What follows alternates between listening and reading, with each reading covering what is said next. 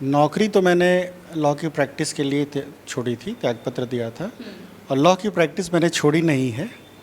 मैं लॉयर हूँ, practising lawyer हूँ। और मेरा ये मन है कि मैं अपने क्षेत्र में विधानसभा का प्रतिनिधित्व करूं। और मुझे तो ये लगता है कि पढ़े लिखे लोगों को आना चाहिए, आगे आना चाहिए। मेरा ये मानना है कि जातिगत राजनीति में मैं बिल्कुल फिट नहीं बैठता, इसलिए इस जातिगत राजनीति को तोड़ने का मेरा इरादा है। अच्छा, जातिगत राजनीति को तोड़ दें। बिल्कुल तोड़ देने का इरादा है, क्योंकि मेरा ये अनुभव है, मेरा ये शिक्षा के बल पे मैं ये कह सकता हूँ कि कोई भी व्यक्ति बड़ा नेता तब बनता है जब सभी जाति, सभी धर्म, सभी संप्रदाय के लोग उसको वोट करते हैं। तो हाथ और मजबूत रहेंगे। तो गांव को चमकाया है, अब जवार और पूरे विधानसभा को चमकाने का इरादा है। विधायक अपनी जनता के बीच में मौजूद नहीं हैं। अगर वो अपनी जनता के बीच में मौजूद रहते तब तो लोग उनको अपनी समस्याएं बताते। ना कहीं आते हैं, ना कहीं जाते हैं। पहली तो ये समस्या है। सच्चा भी वही कहता है कि मैं चोर नहीं हूँ, और झूठा भी वही कहता है कि मैं चोर नहीं हूँ। अब शीर को नीर से पृथक करने का काम जनता का है। जहाँ तक बात विकास की है, एनडीए की सरकार एक ज़बरदस्त काम कर रही है। मैं आपको बता दूं कि राहुल कुमार सिंह अपनी एक बड़े ओहदे की सरकारी नौकरी को छोड़कर और लॉ की ये प्रैक्टिस कर रहे थे, वो छोड़कर डुमराव से विधानसभा की चुनाव लड़ने की कोशिश में जुट चुके हैं। तो सबसे पहले तो सर बहुत स्वागत है मेरे चैनल पर आपका। बहुत बहुत धन्यवाद। ये एक अच्छी खासी नौकरी थी आपकी, लॉ की प्रैक्टिस कर रहे थे आप सुप्रीम कोर्ट में।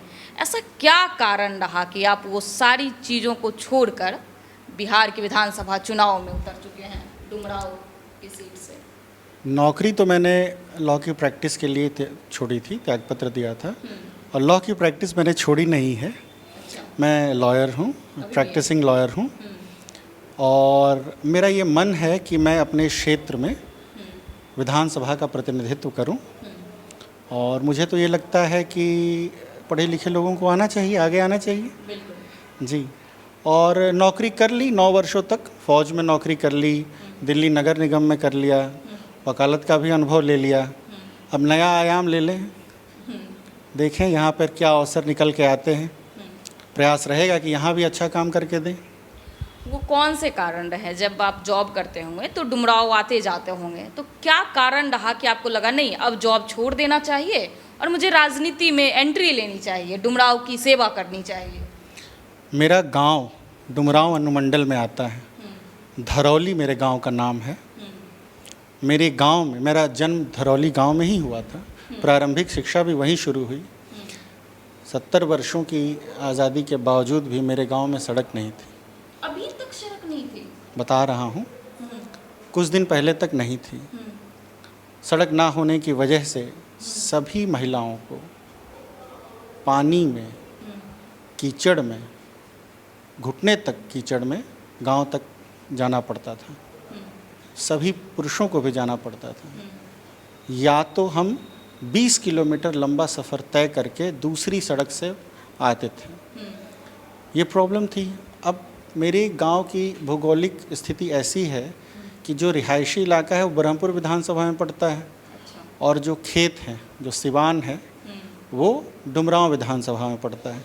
तो इस वजह से कुछ पॉलिसी पैरालिसिस, कुछ टेक्निकल इश्यूज़ की वजह से सड़क हमेशा लटकी ही रह गई। तो बिल्कुल परेशान होकर मेरे परिवार के लोगों ने और मैंने भी उसमें इनिशिएटिव लिया, और हमने इनिशिएटिव लेकर अपनी ज़मीन से वो सड़क बना दी।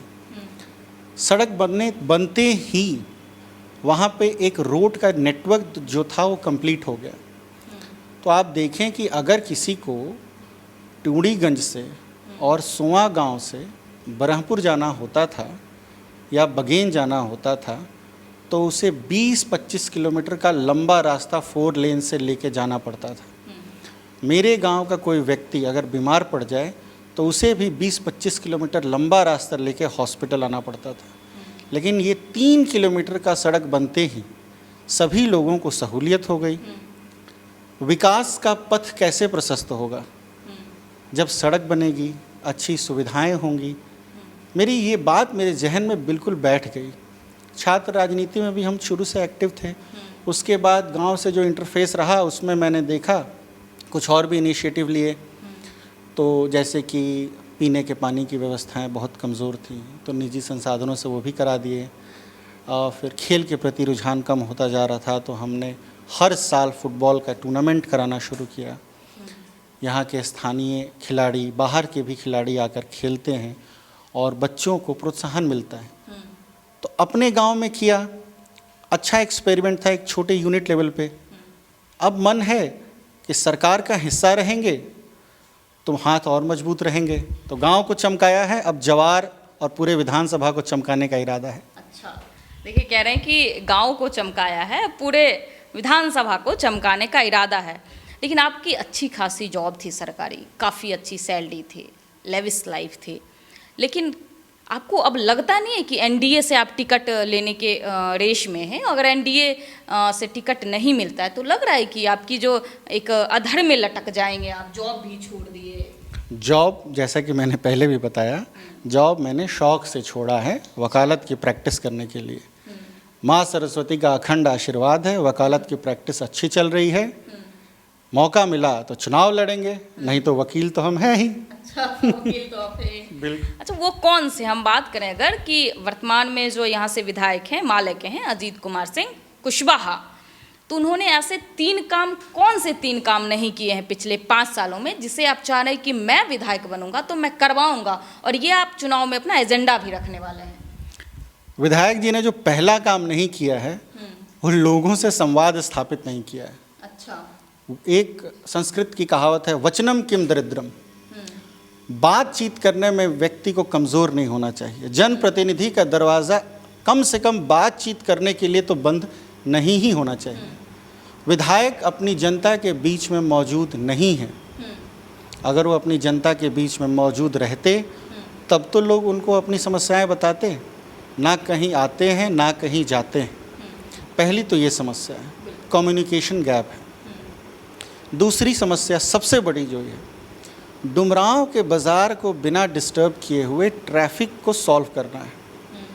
इसका सोल्यूशन बिल्कुल सिंपल है, एक बाईपास बन जाए। बाईपास बनने की प्रक्रिया बहुत दिनों से लटकी पड़ी, उस पर उनका ध्यान नहीं है। घंटों तक जाम लगा रहता है। स्कूल के बसें, हॉस्पिटल के लिए जाने वाले वाहन सब लटके रहते हैं और बहुत परेशानी होती है। दूसरा ये विषय हो गया। तीसरा विषय है डुमरांव की सड़कें, और इससे जुड़ा हुआ विषय है वाटर लॉगिंग। अब सड़कें सारी उधड़ी पड़ी हुई हैं। 10 मिनट बरसात, आज बरसात हुई भी, आपको दिखा भी होगा, 10 मिनट अगर बरसात हो जाए तो बिल्कुल वेनिस बन जाता है डुमरांव। हर तरफ से नाला बहता रहता है, ठीक है। सीवेज की प्रॉपर ट्रीटमेंट और उसका प्रॉपर डिस्पोजल और ड्रेनेज की व्यवस्था नहीं की गई है। ये तीसरी बड़ी समस्या है। एक और बहुत बड़ी समस्या जिसको नज़रअंदाज किया गया है वो है मलई बांध परियोजना। एनडीए की सरकार ने 205 करोड़ रुपए देके मलई बांध परियोजना के लिए प्रोजेक्ट इनिशिएट किया। उसकी वजह से चौगाई प्रखंड में, केसठ प्रखंड में, डुमरांव ब्लॉक के कई विलेजेस में ड्रेनेज का पानी आना था, लेकिन नज़रअंदाजगी की ये इंतहा हो गई कि विधायक साहब को ने बिल्कुल सुध ही नहीं ली।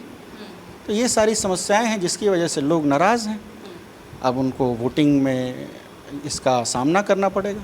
ये तो 3 मुद्दे आपने बता दिया। देखिए, जैसे आपके वर्तमान जो विधायक हैं डुमरांव से, अजीत कुमार सिंह कुशवाहा, वो आज से 1-1.5 साल पहले का अगर उनका बयान देखें तो जाति सूचक शब्द बहुत रहता है उनके अभिभाषण में। तो आपको क्या लग रहा है कि आप डुमरांव में जाति आधारित वोट में कहाँ तक फिट बैठते हैं? क्योंकि विकास के मुद्दे पे लोग बात करते हैं, लेकिन जिस दिन वोटिंग का टाइम आता है तो बिहार के हर विधानसभा में जात आधारित पर वोट होता है। तो डुमरांव में जातीय समीकरण में आप कहाँ फिट बैठते हैं? मेरा ये मानना है कि जातिगत राजनीति में मैं बिल्कुल फिट नहीं बैठता। इसलिए इस जातिगत राजनीति को तोड़ने का मेरा इरादा है। अच्छा, जातिगत राजनीति को तोड़ दें? बिल्कुल तोड़ देने का इरादा है, क्योंकि मेरा ये अनुभव है, मेरा ये शिक्षा के बल पे मैं ये कह सकता हूँ कि कोई भी व्यक्ति बड़ा नेता तब बनता है जब सभी जाति, सभी धर्म, सभी संप्रदाय के लोग उसको वोट करते हैं। उदाहरण के तौर पे आप हमारे यशस्वी मुख्यमंत्री को ले सकते हैं। क्या ये कोई कह सकता है कि हमारे मुख्यमंत्री महोदय किसी एक अमुक जाति के ही वोट से मुख्यमंत्री बने हैं? जी नहीं, वो सभी जाति, सभी वर्ग, सभी समुदाय के वोटों से बने हैं। और जब वो विकास की गंगा बहाते हैं तो वो जाति देखकर नहीं पहुंचती, सभी लोगों को उसका फल मिलता है, सभी लोगों को उसको बेनिफिट्स मिलते हैं। अभी आपने 3 मुद्दे गिनवाए जिसको आप कह रहे थे कि डुमरांव में ये कार्य होने चाहिए, पिछले 5 सालों में नहीं हुआ। अभी जो वर्तमान विधायक हैं अजीत कुमार सिंह कुशवाहा, उन्होंने तो ये काम नहीं किया, लेकिन आप सिस्टम में घुस के आप ये काम कैसे करवाएंगे? सिस्टम का मेरे को एक्सपीरियंस है। पहले तो फ़ौज का एक्सपीरियंस है, जो हमें डिसिप्लिन सिखाता है, जो हमें डेडलाइंस को मीट करना सिखाता है, जो हमें गोल्स को आइडेंटिफाई करना सिखाता है, जो हमें ये बताता है कि कोई भी प्रॉब्लम अगर आपके सामने है तो अवेलेबल रिसोर्सेज में उसका सॉल्यूशन कैसे किया जा सकता है। उसके बाद मेरा नगर निगम का अनुभव है। नगर निगम का अनुभव मुझे ये बताता है कि किसी भी समस्या की पहले समीक्षा होनी चाहिए। आज का वर्ल्ड एक्सपर्ट्स का वर्ल्ड है, किसी एक्सपर्ट की टीम को लगाया जाना चाहिए। मसलन ट्रैफिक की समस्या है, ये ट्रैफिक की समस्या कैसे सॉल्व होगी, या रोज़गार की समस्या है, वह रोज़गार का सृजन कैसे होगा।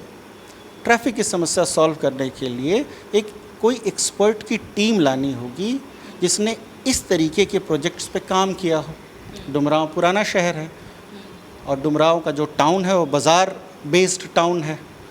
तो ऐसे जो एग्ज़ाम्पल्स दूसरे हैं, वहाँ पर जिन टीमों ने काम किया है उनके एक्सपर्ट ओपिनियंस लेके और डेलिबरेट डिस्कशन के बाद एक स्टेप बाय स्टेप प्रोसीजर बनाया जाता है और उसको, उस थॉट प्रोसेस को एक्शंस में कन्वर्ट करके एग्जीक्यूट किया जाता है, तब जाके कोई काम आगे बढ़ता है। ये मेरा अनुभव रहा है। दिल्ली नगर निगम में सर्विस के दौरान कोविड पैंडेमिक आया था, उसका मेरा एक एक्सपीरियंस बहुत अच्छा रहा है कि क्राइसिस मैनेजमेंट में कैसे रिस्पॉन्ड करना है बड़ी क्राइसिस को। मेरी पोस्टिंग उन दिनों सेंट्रल जोन लाजपत नगर में थी। सेंट्रल जोन के अंतर्गत निज़ामुद्दीन मरकज़ का इलाका आता है। असिस्टेंट कमिश्नर होने के नाते मैं वहाँ का सैनिटेशन इंचार्ज था। सिंगल हैंडेडली मैंने निज़ामुद्दीन मरकज़ का सैनिटेशन जो ड्राइव थी उसको लीड किया था मैंने। और उस दौरान मैंने कैसे लोगों को मोटिवेट किया कि सामने बिल्कुल अपनी लोगों की ज़िंदगी को ख़त्म होते हुए देखते रहे लोग और उसके बावजूद भी इतने आंदोलित, इतने मोटिवेटेड रहे कि इस काम को किया। पूरा निज़ामुद्दीन मरकज़ सैनिटाइज़ किया। उसके बाद अलग अलग इलाकों में जो पेशेंट्स थे कोविड के, उनकी पीपी किट को डिस्पोज करना, छोटा सा काम। जो पेशेंट है उसको पीपी किट पहनना पड़ता था। उस पीपी किट का डिस्पोजल कैसे करना है, उसका पूरा एक, उसको कहते हैं एसओपी बनाई, स्टैंडर्ड ऑपरेटिंग प्रोसीजर बनाया। उसको उठा के कहाँ ले जाना है, कैसे डिस्पोज ऑफ करना है, क्राइसिस के टाइम में कैसे रिस्पॉन्ड करना है, ये सब एक्सपीरियंस मुझे पहले से है। और जो भी काम मैं करता हूँ उसमें ये अनुभव मुझे हमेशा मेरी मदद करता है। Last but not the least, मेरा लॉ का बैकग्राउंड है। लॉयर का काम ही है प्रॉब्लम्स को रिजॉल्व करना है, डिस्प्यूट का रिजोल्यूशन ही हमारा काम होता है। कोई भी समस्या है उसको कैसे रिजॉल्व किया जा सकता है वो एक लॉयर बेटर तरीके से समझ सकता है। अब देखिए, वर्तमान विधायक जो अजीत कुमार सिंह कुशवाहा हैं, वो पिछले चुनाव में बार बार कह रहे थे कि हम छात्र युवा नेता हैं और हम अच्छे तरीके से डुमरांव की विकास कराएंगे। वर्तमान में उनकी आयु हम देखें लगभग 40 के आसपास है। तो आप इन छात्र युवा नेता को कैसे टक्कर देंगे इस चुनाव में, बताइए। 39 साल उनकी उम्र है, मुझे लग रहा है 39 साल की 40 साल उनकी उम्र है। और इसे संयोग ही कहेंगे कि मैं भी 39 साल का हूँ। तो 2020 में वो 34 साल के होंगे, 5 साल पहले। और वो कह रहे थे कि विधायक बनने से पहले वो छात्र राजनीति में थे। तो मैं ये समझना चाह रहा था कि ये कौन सी छात्र राजनीति है जो शुरू 17-18 साल में तो हो जाती है, लेकिन 34-35 साल तक ख़त्म ही नहीं होती। ये कम्युनिस्ट लीडर्स की छात्र राजनीति कुछ ज़्यादा ही लंबी चल जाती। तो छात्र राजनीति में तो हम भी थे, लेकिन जैसे ही लॉ की डिग्री हाथ में आई, हमारे घर वालों ने तो हमारा कान पकड़ा और कहा कि भाई साहब आप अपना जुगाड़ खुद से कर लो, प्रैक्टिस करो, एग्ज़ाम्स क्वालिफाई करो, ट्यूशन पढ़ाओ, जो मर्जी करना है करो, खुद अपने पैरों पे खड़े होके दिखाओ, उसके बाद जो जी मैं करना। हमारी छात्र राजनीति तो छात्र जीवन के साथ ही ख़त्म हो गई। और जिस समय ये छात्र राजनीति के नाम पे यहाँ के लोकल कॉलेज में लाल झंडे दिखाया करते थे, उस समय तो मैं अपने कंधे पर राइफल लेकर कोकराझार में देश की सेवा कर रहा था। तो मुझे तो लगता है कि छात्र राजनीति छात्र जीवन तक ही सीमित रहे तो ज़्यादा बेहतर होता है। ज़्यादा बेहतर होगा। देखिए कि बहुत सारे लोग हैं जो राजनीति में आते हैं और अति महत्वाकांक्षी स्वभाव के होते हैं। वो कहते तो हैं विकास करवाएंगे, लेकिन विकास करवा नहीं पाते, जनता को ठगते हैं, छलते हैं। आप कैसे ये जनता मान ले कि आप महत्वाकांक्षी राजनेता नहीं बनेंगे, आप विकास करवाएंगे, जो अभी वर्तमान में बोल रहे हैं, विधायक बनने के बाद भी आप इतना काम करके दिखाएंगे क्षेत्र में? देखिए, ये बात जो मैं कह रहा हूँ उसकी समीक्षा तो तभी हो पाएगी जब कालांतर में मेरे काम की समीक्षा होगी, जब मुझे मौका मिलेगा। अभी तो अगर कुछ मैं बात कहूँ तो उसे भी एक टॉल क्लेम ही माना जाएगा। ठीक है, सच्चा भी वही कहता है कि मैं चोर नहीं हूँ, और झूठा भी वही कहता है कि मैं चोर नहीं हूँ। अब शीर को नीर से पृथक करने का काम जनता का है। जहाँ तक बात विकास की है, एनडीए की सरकार एक ज़बरदस्त काम कर रही है। इसका जो मॉडल है अनबीटेबल है। Development from top and development from below का पूरा सेट तैयार करके रखा है। उदाहरण के तौर पे आप सड़कों को ले लीजिए, आप बक्सर से लेके पश्चिमी चंपारण तक देख लीजिए, अररिया तक देख लीजिए, सारी 4 लेन्स बनी हुई हैं, सरसराती हुई सड़कें हैं। आप कहीं से कहीं निकल जाइए, आपको अच्छी सड़क मिलेगी। रूरल इलेक्ट्रिफिकेशन में ज़बरदस्त काम हुआ है, इंफ्रास्ट्रक्चर में बहुत बेहतरीन काम हुआ है, और इसके साथ ही 125 यूनिट बिजली भी फ्री कर दी गई, और डेवलपमेंट फ्रॉम बिलो का भी ध्यान रखा जा रहा है। इसके साथ ही आप देखेंगे कि बूढ़े और बुज़ुर्गों का मानदेय राशि 400 से 1100 बढ़ा के कर दी गई है। अब उनके हाथ में ये जो सम्मान राशि आई है, तो कम से कम उनके नाती पोता के लिए उनको कुछ करना है तो किसी को मुंह तो नहीं देखना पड़ रहा है। ये जो सोच है ना, ये एनडीए की सोच। 125 यूनिट बिजली फ्री कर दी गई, आम आदमी को राहत दी गई। एक और पॉइंट, माफ़ कीजिए, जीविका दीदी के थ्रू महिला रोजगार योजना में जो 10,000 रुपये दिए गए, ये एक बहुत बड़ा इनिशिएटिव है। और ये एक फ्री भी नहीं है, ये एक मॉडल बेस्ड काम है। 10,000 रुपये दिए गए ताकि आप अपने प्लान को प्रेजेंट करें, और अगर आपका मॉडल पसंद आया, आपका मॉडल अच्छा हुआ, तो आपको आगे और भी लोन 2 लाख तक दिया जाएगा। तो इससे क्या हो रहा है, रोजगार का सृजन हो रहा है। ये काम एनडीए की सरकार करती है। तो एनडीए तो ऑलरेडी ये काम कर रही है। लोकल विधायक को तो सिर्फ उसको ग्राउंड पे एग्जीक्यूट कर देना है, एग्जीक्यूट करते ही सारे काम आ जाएंगे। ठीक है, A1 की रिपोर्ट कार्ड बन जाएगी। ये अंतिम प्रश्न मेरा आपसे रहेगा कि भाजपा विश्व के सबसे बड़ी लोकतांत्रिक पार्टी है, और आप एनडीए से टिकट चाहते हैं, एनडीए के जो भी घटक दल हैं, और इसमें बहुत सारे प्रत्याशी होंगे डुमराव से ही भी, तो एनडीए आपको ही क्यों टिकट दे? ये प्रश्न बहुत ही जायज़ है। देखिए, मैं एनडीए का छोटा सा कार्यकर्ता हूँ।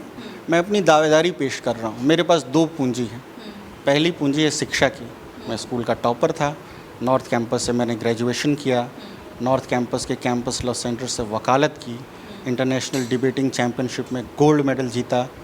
उसके बाद मैंने यूपीएससी क्रैक किया। पहली पूंजी मेरी ये शिक्षा की है। दूसरी पूंजी भारत सरकार में मेरा अनुभव। इन 2 पूंजियों के आधार पे मैं अपनी दावेदारी पेश कर रहा हूँ। बाकी कैंडिडेट्स भी अपनी दावेदारी पेश कर रहे हैं। सभी को अधिकार है, सब अल्टीमेटली एनडीए का ही हाथ मजबूत कर रहे हैं। अब निर्णय लेना शीर्ष नेतृत्व का काम होता है। अब मैं उसमें कोई टीका टिप्पणी करने की पोजीशन में ही नहीं हूँ। मैं तो एक छोटा सा कार्यकर्ता हूँ। अगर शीर्ष नेतृत्व को लगेगा कि मेरे जैसे व्यक्ति को मौका देना चाहिए तो मैं चुनाव लड़ूंगा। अंत में आप डुमरांव की जनता को क्या संदेश देंगे, कुछ कहना चाहेंगे? डुमरांव की जनता को सबसे पहले तो मैं दुर्गाष्टमी की बहुत सारी शुभकामनाएं देता हूं और मैं डुमरांव की जनता को पहला संदेश ये देता हूं कि जैसे हम 9 दिनों तक माँ दुर्गा की आराधना करते हैं, उनकी पूजा करते हैं, उनका मान सम्मान बढ़ाते हैं, वैसे ही हमें अपनी माताओं और बहनों का भी सम्मान करना चाहिए और उनके खिलाफ़ जो कोई भी महिषासुर पैदा हो उसका मान मर्दन करने के लिए सदैव तत्पर रहना चाहिए। ये मेरा पहला संदेश। माँ दुर्गा की भांति ही हमारी माताएं भी, बहनें भी उतनी ही महत्वपूर्ण हैं, उनका भी सम्मान हमेशा होना चाहिए और सर्वोपरि रहना चाहिए। मेरा दूसरा संदेश ये है कि आने वाले विधानसभा चुनाव में डुमरांव की जनता अपने मताधिकार का प्रयोग अपने विवेकाधिकार से करे। उदाहरण के तौर पे अगर हम बीमार हैं तो क्या हम अपनी जाति के डॉक्टर के पास दिखाने के लिए जाते हैं? नहीं, हम एक अच्छे डॉक्टर के पास दिखाने के लिए जाते हैं। अगर हमें कोई प्रोजेक्ट बनाना है, जैसे मकान बनाना है, तो क्या हम अपनी जाति के इंजीनियर के पास मकान बनवाने जाते हैं? नहीं, हम एक अच्छे इंजीनियर के पास मकान बनवाने जाते हैं। सपोज़ कीजिए कि उस मकान में हमें ईंट की ज़रूरत है और एक ईंट भट्टे का मालिक स्वजातीय है जो ख़राब ईंट देता है और दूसरे ईंट भट्टे का मालिक दूसरी जाति का है लेकिन वो अच्छी ईंट देता है। आप किसी कीमत पे ख़राब ईंटें ख़रीदेंगे क्या? लेकिन ये सारा विवेक कहाँ चला जाता है? जब चुनाव आ जाते हैं। चुनाव के समय ही हमारी जातियाँ हमारे विवेक पर क्यों हावी हो जाती हैं? इसीलिए मैंने शुरुआत में ही कहा कि इस जातिगत राजनीति को तोड़ना है, सबका होना है, सबके बारे में सोचना है, सबका विकास करना है। यही मेरा मैसेज है। बहुत धन्यवाद सर आपका, मैंने मेरे हर सवालों का बेबाकी से जवाब देने के लिए। तो देखिए मेरे साथ फ्रेम में राहुल कुमार सिंह थे जो डुमरांव विधानसभा से एनडीए की सीट से चुनाव लड़ना चाह रहे हैं और एनडीए से टिकट लेने की कवायद में जुटे हुए हैं। तो ये खास बातचीत आपको कैसी लगी? आप अपनी राय हमें कमेंट बॉक्स में ज़रूर दें। मैं आपके साथ कौशिकी बत्स, आप देख रहे थे न्यूज़ फॉर नेशन। बहुत बहुत धन्यवाद।